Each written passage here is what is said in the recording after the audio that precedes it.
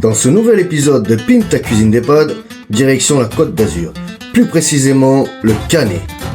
On part à la rencontre de Steven Hector, chef de cuisine dans la Villa des Sols. La cuisine d'EHPAD, c'est bien plus qu'un simple repas. C'est un moment de partage, de plaisir et de réconfort. C'est justement pour cela qu'ensemble, nous allons insuffler un nouveau vent de fraîcheur dans sa cuisine. Au menu du jour en entrée, nous allons confectionner un velouté de céleri rave, citron vert et lait de coco. Et en plat principal, nous misons sur une joue de porc confite à souhait, accompagnée d'une purée de pommes de terre, d'un oignon rouge rôti et d'une paille de patates douces bien croustillante pour une texture contrastée. Une cuisine généreuse, des effluves alléchants qui chatouillent les narines et deux chefs qui mettent tout leur cœur pour ravir l'appétit de ses résidents. Alors, prêt à découvrir les coulisses ?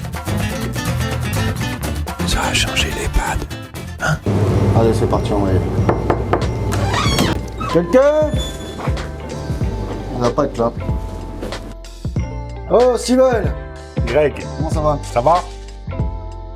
Je sais pas si t'as vu la première émission, mais on vient pas. J'ai vu et je la voulais celle-là. Le logo de l'émission est en dessus. Impeccable. Donc voilà, on va se mettre au calme, on va parler un peu. Oh yes. Bon bah Steven, je vais te laisser te présenter. Steven Hector, chef gérant de la Villa des Sols depuis maintenant 1 an et demi. 1 an et demi. Ça fait 6 ans que je suis chez Domus. Voilà. Parce qu'avant t'étais dans un autre Domusie. Ouais. Et tu faisais chef de cuisine aussi. Non, j'étais second. Et voilà. C'était encore autre chose. C'était la résidence service. C'était même pas de l'EHPAD. Donc ouais. Et là c'est ton premier poste de chef de cuisine ici ? Ou t'as déjà été chef ? Non, j'ai déjà été chef dans un autre groupe aussi.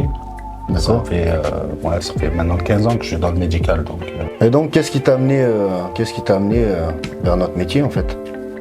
C'était quoi le déclic ? C'est quoi le déclic ? Moi en fait j'ai pas un parcours comme tout le monde où à commencer par une école hôtelière ou tout ça. J'ai pas d'école hôtelière, j'ai pas de diplôme en cuisine.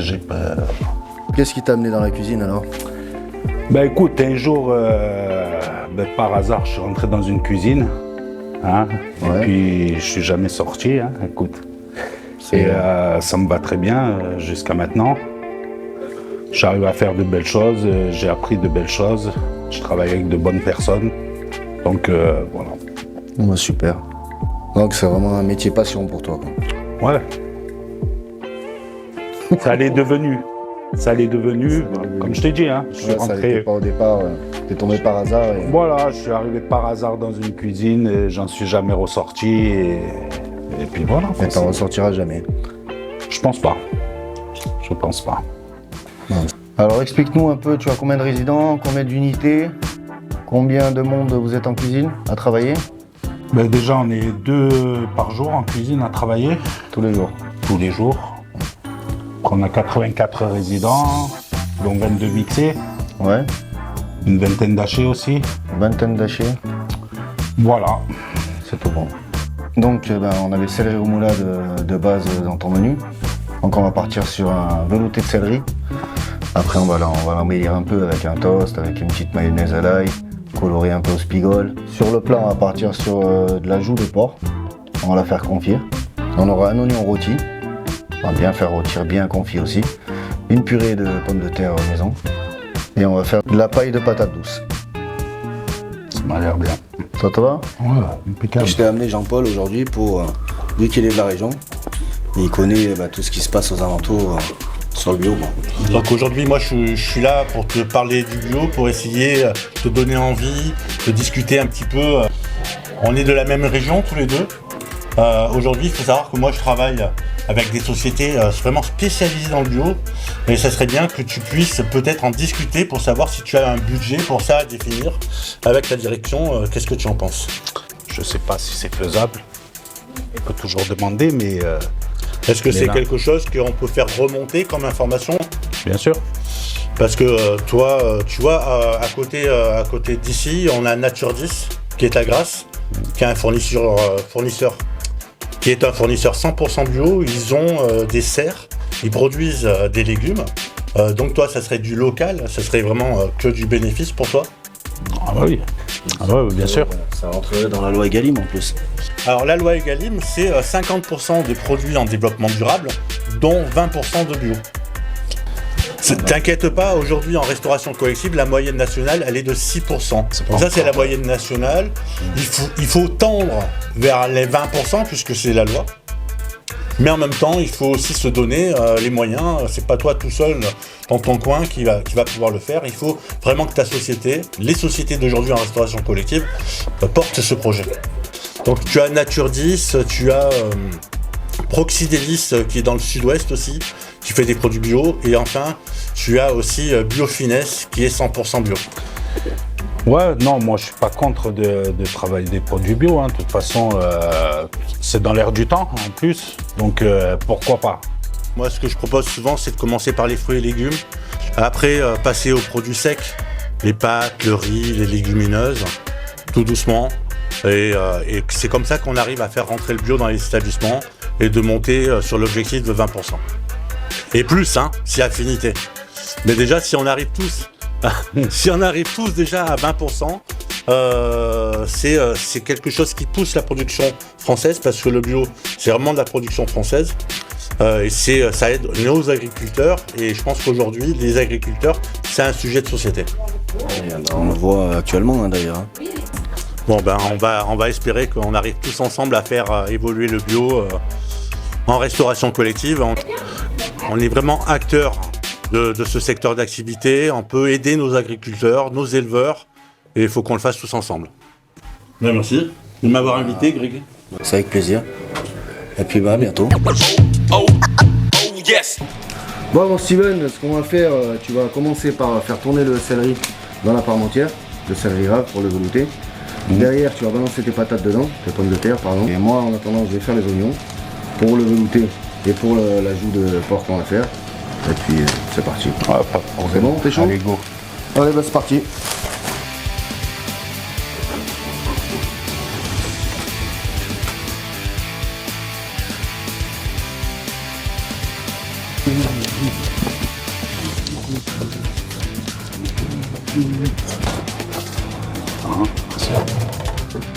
Faut que ça cuise pas trop gros non plus, que ça cuise pas pendant 5 heures. Hein.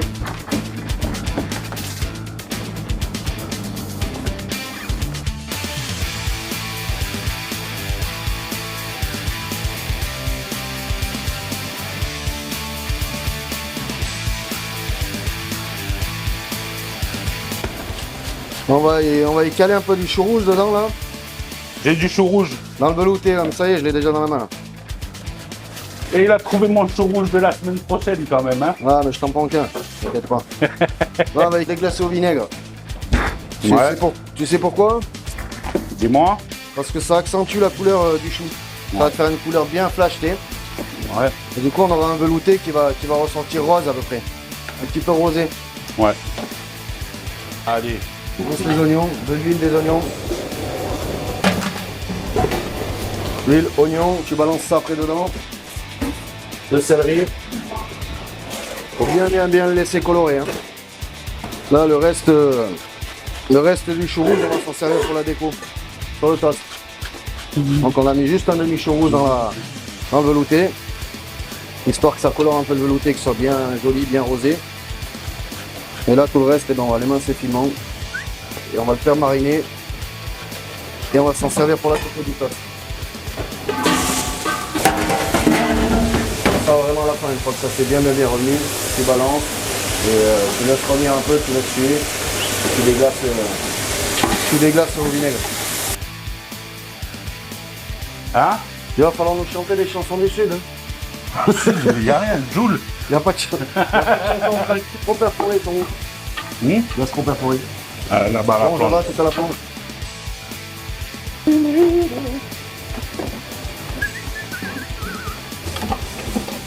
Là, tu le laisses colorer le céleri? Ouais, tu laisses bien colorer.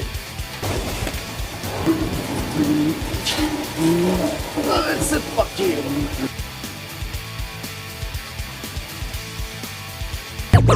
Oh, yes. Tout bon? C'est bon, là, on va le mettre à mariner celui-là. Ça, on va s'en servir pour mettre sur les toasts. On découvre un peu plus sur les toasts avec les petits pousses et la petite mayo. Ah là, il y a juste du vinaigre, du sel et du balsamique. Ça en chips. On n'a pas besoin d'enlever la peau.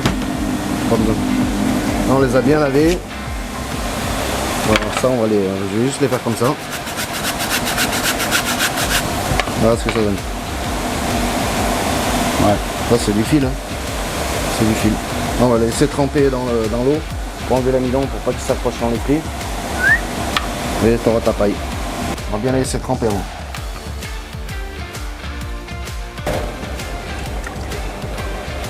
Bien.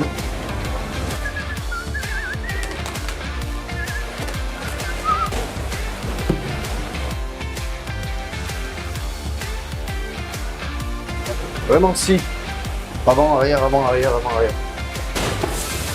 Donc bah là, on va lancer les oignons, on la joue.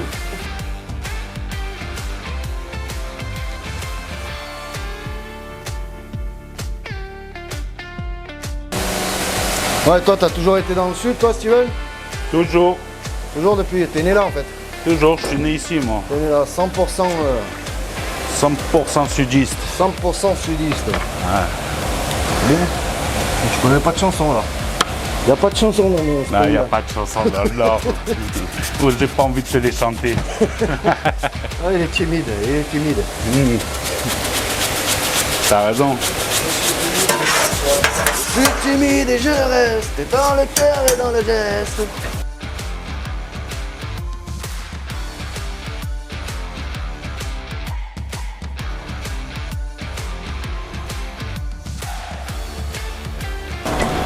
Allez, on envoie la viande. On va la faire bien colorer. Alors, on va plus la toucher, on va la laisser bien. On va la laisser colorer.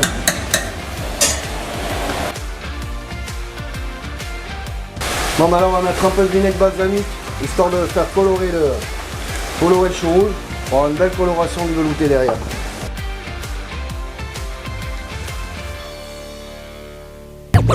Oh, yes. Ah, faut que ça chante, hein.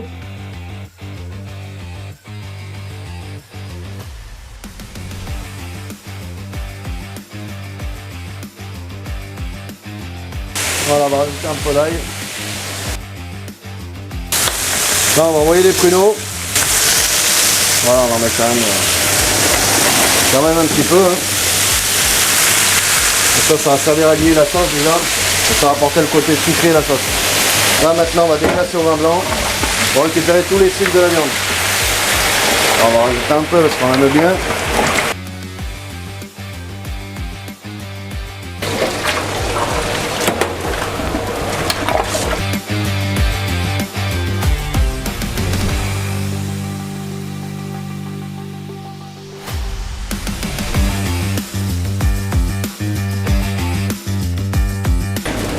Ouais, là on va mouiller au jus de veau, quasiment 2 litres d'huile. Hein. 2 litres. Ouais, quasiment 2 litres d'huile. Hein. Et on complète un peu à l'eau, on lui rallonge le bain.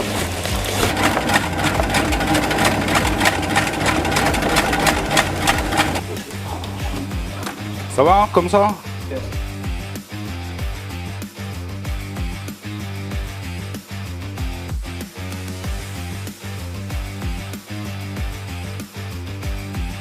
On enlève la première peau, je le coupe en deux, comme ça, et on va le retirer entier dans sa peau. Comme ça, ça va le maintenir en forme.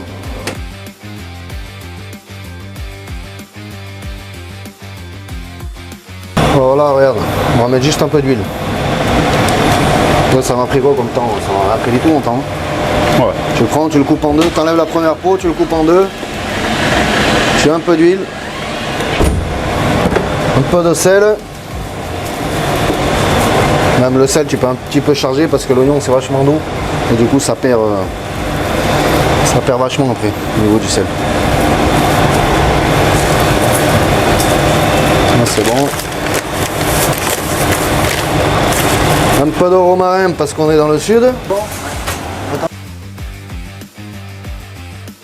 part, ça va cuire à peu près 45 minutes. Donc là on envoie les amandes à torréfier. Et ça c'est le pain de mie pour les toasts.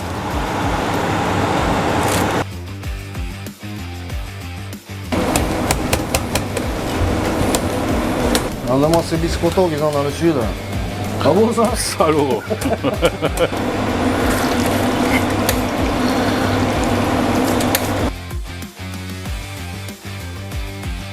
Là, on va mettre un peu de noix de muscade. Quand même, hein.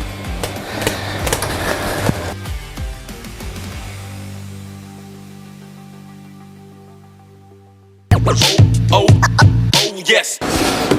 Le velouté, tu le mixes quand? Ah, on le fera vraiment à la dernière minute là. Ça récupère le persil alors là-bas, il doit être sec là maintenant. Et oh, Faut le mixer. et oh. Faut le mixer. Tu m'as pris pour le gouillou du coin, toi aussi. Hein. C'est 10h30 quand même. Oh, ça faisait longtemps que j'étais pas le gouillou du coin, je te le dis. Non. Ah putain. Il veut m'embrasser en plus.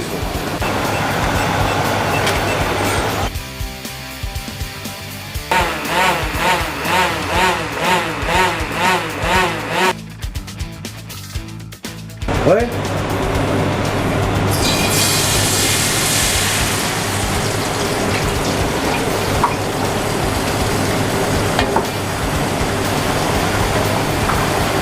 C'est pour éviter qu'elle s'accroche entre elles là. Tu les remets direct quand tu les mets.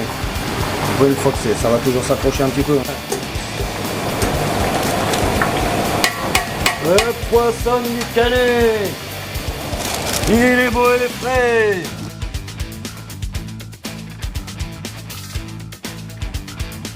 Ah, ça te fait vraiment des vermicelles, ça te fait vraiment des cheveux d'ange.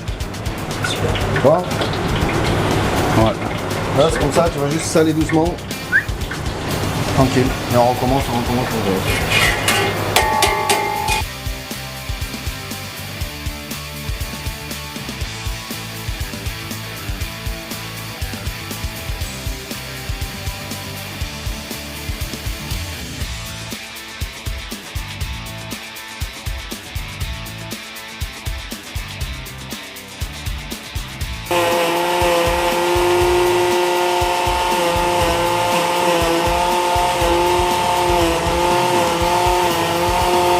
En fin de mixage, on va rajouter un peu les de coco là-dedans.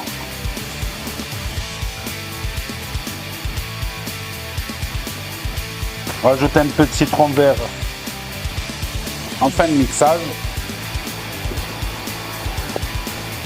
Voilà.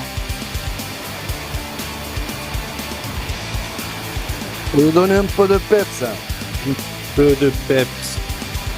Un peu de peps du Canet.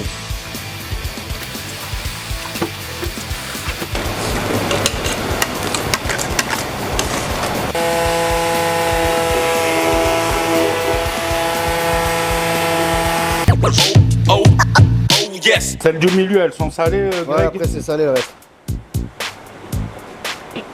C'est léger, hein. Vraiment léger. Comme ça là.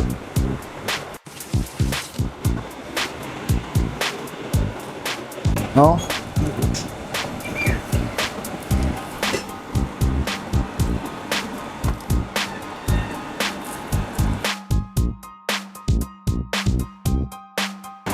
Donc là regarde, tu as le jaune bien vif de la mayo à l'ail et au spigol. Tu rajoutes des couleurs qui vont bien avec et au niveau du goût ça va super bien avec aussi. Là tu as du vert, tu as du marron, tu as du jaune. Maintenant on rajoute un peu de rouge. Là, pour venir trancher avec toutes les couleurs qu'il y a déjà là. C'est ce qui va faire que le toast il va flasher. Vous avez vu? Le jaune avec le rouge et tout ça, ça flash à mort. Hein. Ça fait un bel aspect visuel. Alors que t'as pas fait énormément de travail, hein. C'est pas la folie ce qu'il y a dessus.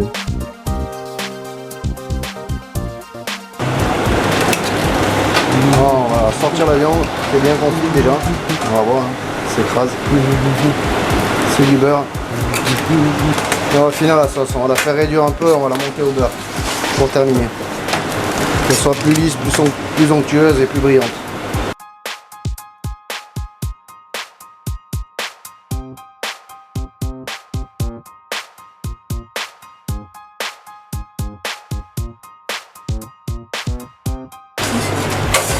Donc ben là la sauce on l'a passée, on va On va la monter au beurre, histoire qu'elle soit bien brillante et qu'elle soit plus onctueuse. Ça fasse une sauce plus onctueuse, plus crémeuse. Oh, yes.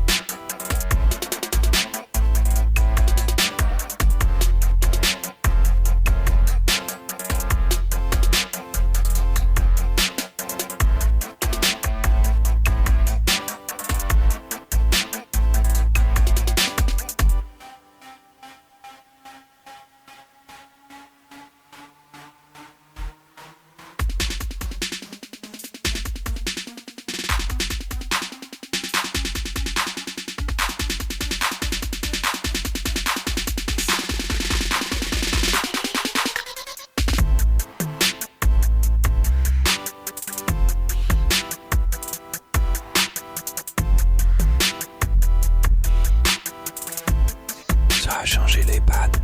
Hein? Oh, yes. Allez, vas-y. Alors, allez, c'est bon. Ça va comme ça? Allez, ouais. On va rajouter encore un peu. Voilà, on va mettre un peu de purée maison. On a fait ce matin. Voilà, super. Un petit tas. Ça, il n'y a rien de compliqué jusque là. Hein.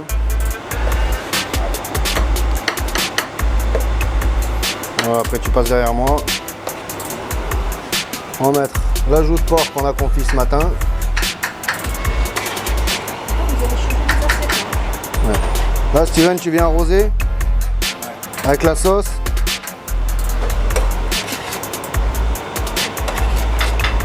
Il y avait pas le pain, si, il y avait le pain. Ah, c'est une sauce au pruneau là qu'on fait là.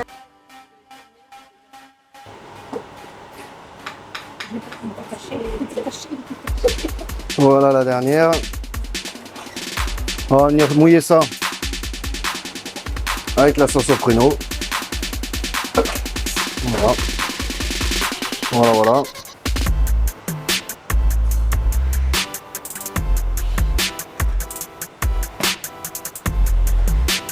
Derrière, on vient rajouter l'oignon confit. On le tient droit, on laisse toujours du volume. Toujours vers le haut. Voilà. Comme ça. Voilà. Et on va finir avec la paille de patate douce. On l'a fait ce matin aussi. Ça va venir apporter une touche de croustillant, de couleur et de goût par la même occasion. Un peu de fleurs.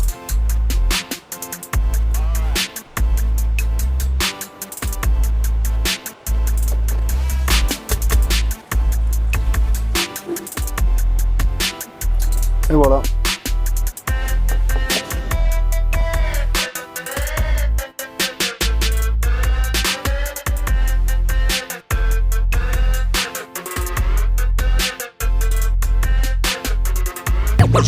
Oh, yes. C'était excellent. Moi, je veux faire ça une fois par semaine. Tout était parfait, digne d'un très très bon restaurant. Et la cuisson de la viande, vraiment, ouais, c'était succulent. C'était très bon, délicieux pour tout dire.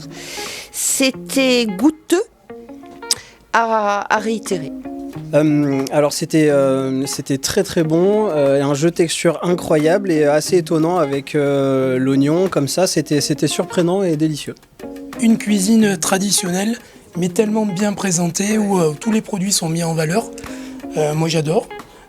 Plus difficile pour nos résidents parce que j'ai remarqué en faisant le tour de table qu'ils sont surpris, ils n'ont pas toujours l'habitude de certains ingrédients.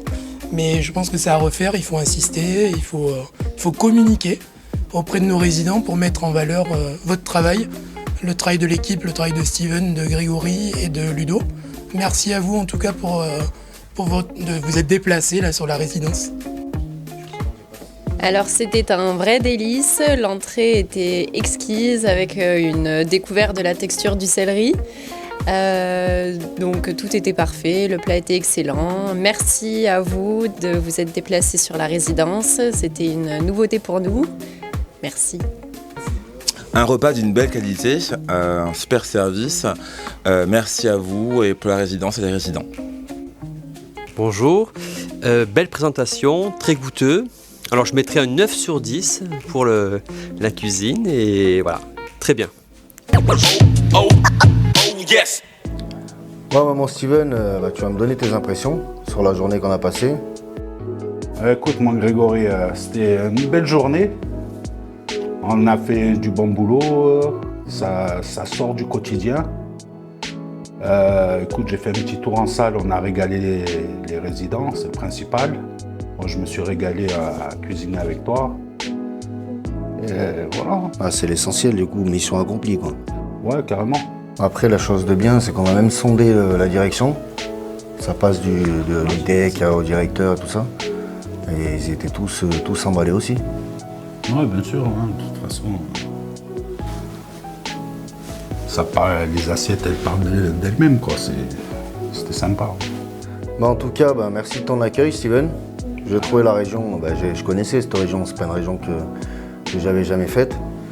Mais l'arrière-pays où tu habites déjà, je connaissais pas du tout. Je pense qu'on reviendra dans le coin. Merci, merci pour le travail aussi que tu fournis. Et puis à bientôt. Écoute, avec plaisir, reviens quand tu veux. De toute façon, on t'attend, on te connaît tous maintenant et je pense que tu seras toujours le bienvenu à la maison. Ah bah c'est gentil. Ouais. Bientôt. Ciao. Oh, yes.